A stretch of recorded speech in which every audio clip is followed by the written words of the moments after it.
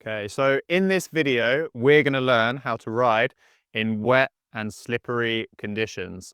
What are some techniques we can use to stop us crashing, stop us wheel spinning, and stop us making silly mistakes? So the first thing we want to do when we're riding in wet and slippery conditions is we want to ride in a predictable manner for the bike. So what that means is no sudden and sharp turns and no sudden and sharp braking and no sudden and sharp acceleration as well. So what we want to do is we want to try and keep the bike as straight as possible. If we're going around a turn, we want to make it as wide and turn as gentle as possible, so we're not losing traction in those conditions. And when it comes to braking, we don't want to stamp on the brakes. And when it comes to the accelerator, we don't want to accelerate really aggressively. Okay, so the next thing we want to do when we're riding in wet and slippery conditions is we want to try and ride in a taller gear. When you're riding in low gears, the wheel is going to spin a lot faster and you're just going to wheel spin and go nowhere.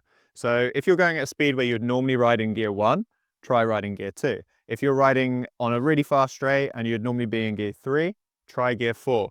That's going to prevent the wheel spin. What we want to do is aim to ride in a taller gear, and that also helps with the suspension of the bike as well. When you're in a higher gear, the suspension will work a lot better underneath you. So I've already alluded to the fact that we don't want to brake too aggressively, but what does that mean in practice? So a lot of people, especially beginners or people who have been riding for not very long, they're very used to just slamming on the rear brake.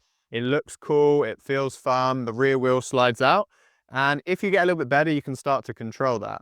But when we're in wet and muddy conditions, that is a complete no-no, because you're really going to lose traction if you stomp on the rear brake, and really you're just going to spin in a 180 or a 360, and you're probably going to fall off. So what we want to do with our brakes is we want to use the engine brake to initiate the slowing down process. So we want to go down a gear first, and the engine will slow the bike down. And then when it comes to the brakes, we want to use the rear and the front brake together, and we want to use them gentle. So we don't want to stomp on them and come to a sudden stop because we're going to spin out. What we want to do is use the front and the rear, gently engage them. And we want to use a little bit more front brake than we do rear brake, especially in wet conditions, because that's going to stop us going sideways. Okay, so the next thing to help you ride in slippery conditions is your body positioning. And if you've watched any of my past videos, you know I'm a big get your weight over the front kind of guy. When we're accelerating, we want to head forward. When we're in the attack position, we want to head in line with the crossbar. But actually, I'm going to contradict myself a little bit now. So when we're in wet and slippery conditions, it is useful to get a bit more weight over the rear tire, because we really need to get that extra bit of traction. If you've watched my sand riding video, I say the exact same thing.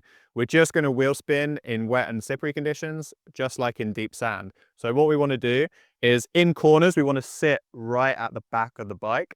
And also when it comes to hill climbs, there'll be times where you'll stand up at the beginning, and then you might want to sit down and put the weight over the rear just to get that extra bit of traction on the rear tire. So the final thing to help us ride in these conditions is our line choice. A lot of people will just take the line that everyone else is taking, or the smoothest line. But when it's wet and slippery, if the ground becomes too compact, that makes it even more slippery. Where everyone else is going is often not the best line. So what you want to look out for when we're riding in these conditions is the darker soil. Darker soil tends to be more grippy and have more traction. If the ground is really hard and shiny, then there's very little traction on that line.